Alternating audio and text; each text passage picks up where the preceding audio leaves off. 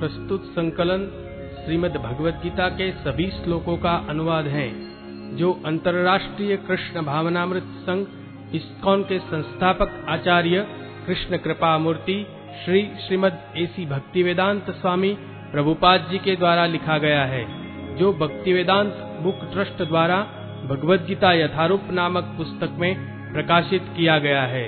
इसके निर्माता है कमलेश पटेल और वाचक है सबेसाची दास। भगवद गीता साक्षात भगवान की वाणी है। यह अर्जुन और भगवान श्री कृष्ण के बीच में हुआ दैवी संवाद है। ये संवाद आज से 5000 वर्ष पूर्व कुरुक्षेत्र नामक स्थान पर हुआ। भगवद गीता में जीवन के सभी महत्वपूर्ण प्रश्नों का उत्तर है, जैसे हम कौन हैं, भगवान कौन है, हमें कष्ट क्यों होते हैं, क्या पुनर्जन्म होता है, क्या अन्य ग्रहों पर जीवन है, हम कैसे इस जन्म और अगले जन्म में सुखी रह सकते हैं, हम कैसे भगवत धाम को जा सकते हैं।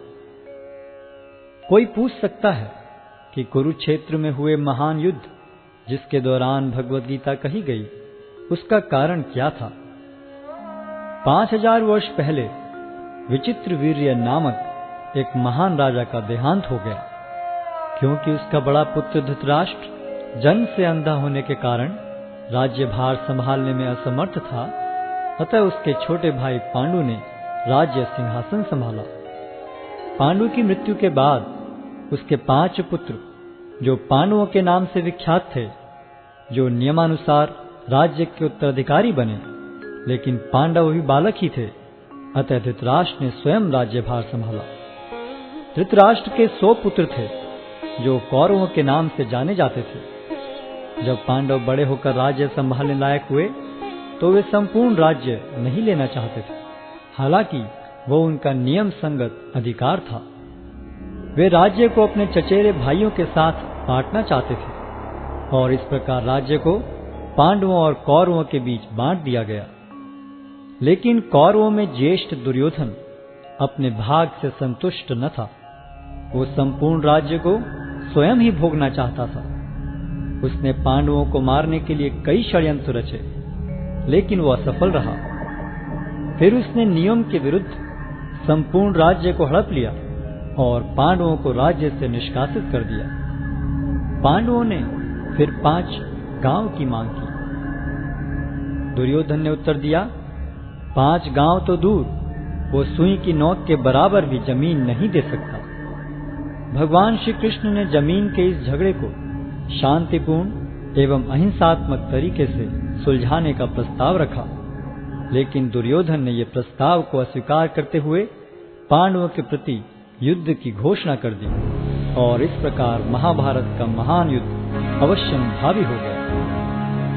युद्ध की तैयारी में अर्जुन और दुर्योधन दोनों ही भगवान श्री कृष्ण के पास सहायता मांगने गए। भगवान श्री कृष्ण उनकी मदद मांगने को आए किसी भी व्यक्ति को नहीं ठुकराते थे, चाहे वह सज्जन हो या दुर्जन। भगवान श्री कृष्ण ने अपनी संपूर्ण सेना को एक ओर तथा स्वयं को मार्गदर्शक के रूप में दूसरी ओर देने का प्रस्ताव रखा। दुर्योधन ने भगवान श्री कृष्ण की सेना को चुना, जबकि अर्जुन भगवान को मार्गदर्शक के रूप में प्राप्त करने को उत्सुक था। इस प्रकार भगवान श्री कृष्ण अर्जुन के मार्गदर्शक तथा सारथी बने। युद्ध स्थल में अर्जुन एक दुविधा में पड़ गया कि वह अपने अधिकारों के लिए लड़े, जिसके लिए आवश्यक था अपने ही स्वजनों का वध, या युद्ध भूमि से पलायन कर दुष्ट दुर्योधन को राज्य पर शासन करने दे। अर्जुन अपने को इस दुविधा से बाहर निकालने में असमर्थ पाकर भगवान श्री कृष्ण की शरण लेता है। शरणागत आए अपने मित्र एवं भक्त अर्जुन को भगवान श्री कृष्ण भगवद गीता के दिव्य उपदेश द्वारा इस दुविधा से उबारते हैं, और श्रीमद् भगवद गीता के माध्यम से अर्जुन के ही समान अपनी शरण में आए सभी भक्तों का मार्ग प्रशस्त करते हैं।